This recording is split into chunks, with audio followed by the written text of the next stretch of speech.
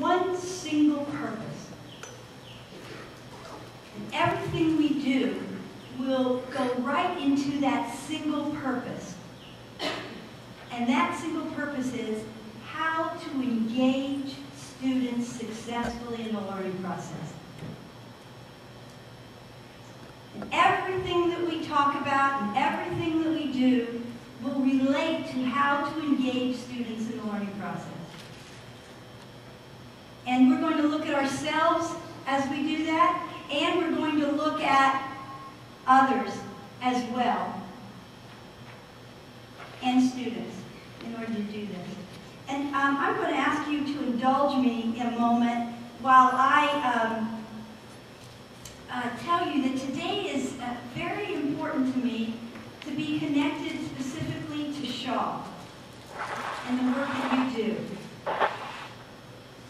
And I'm going to break my professional career down to this day into 4 pieces, or 4 parts, or maybe it's 4 compartments. The first was my college experience, my undergraduate work at Ohio State led me to one major book that influenced how I chose my career. And that book was Death at an Early Age by Jonathan Kozol. It's an old book, but it was quite ahead of its time. And what it was with Jonathan Kozol went to teach in the inner city of Boston. And he exposed so much of what was going on in the inner city of Boston. And he really inspired me by his work. And so when it came time for me to graduate, although I had been accepted for a counseling degree at Columbia University Teachers College, I took a year away from that and went to my second phase. After the death at an early age, I went to my second phase, and the second phase was teaching in the inner cities of Chicago, Atlanta, and New York. And first I went to Chicago and learned that it wasn't enough to just love kids. See, when I read Jonathan Kozol, I said, well, maybe I won't be pretty prepared, but at least I love kids. So my first year in, I went in to just love kids. And I found out that, wow, that wasn't enough. So I went back to graduate school and got a degree in counseling. I thought, well, if I understood kids better, then I would be a better teacher. Okay? And so then I went and taught for 3 years in the inner city of Atlanta. I had a wonderful experience, and then I realized that I didn't know enough about a curriculum. So I went back to Columbia and for another couple of years to get another master's degree in curriculum. And by the time I'd been there, and all the times I've gone to other schools, I had enough to get a doctorate. Okay? And so teaching for me, the second phase after college, which is one, death at an early age, the second stage was teaching. And having the experience of knowing that every time I learned something and got another degree, it wasn't enough.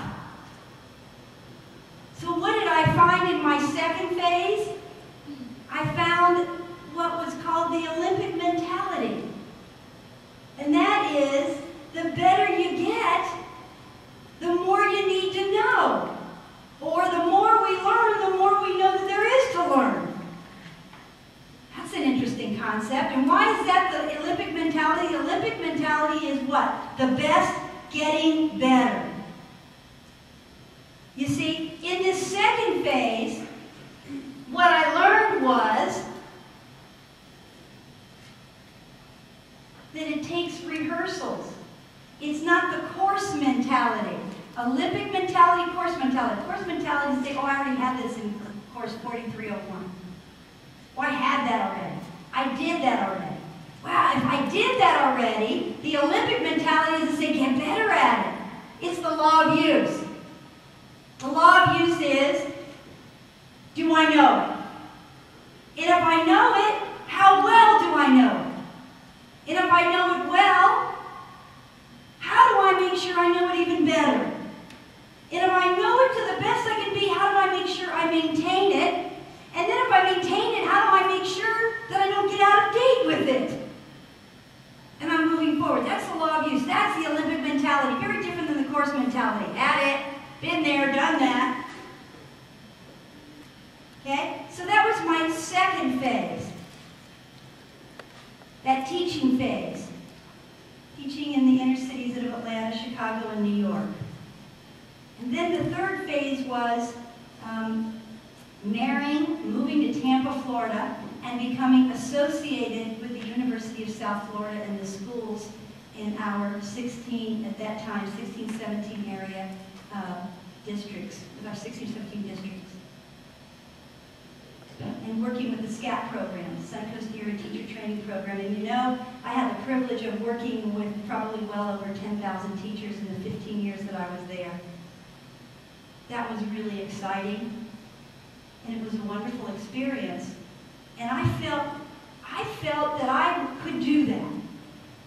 I felt that that was the place for me to be, because I had been a teacher, I had lived it, I had been there, I had done my duty right in there, and I could share with people where to go and what to do, and I could study and learn more.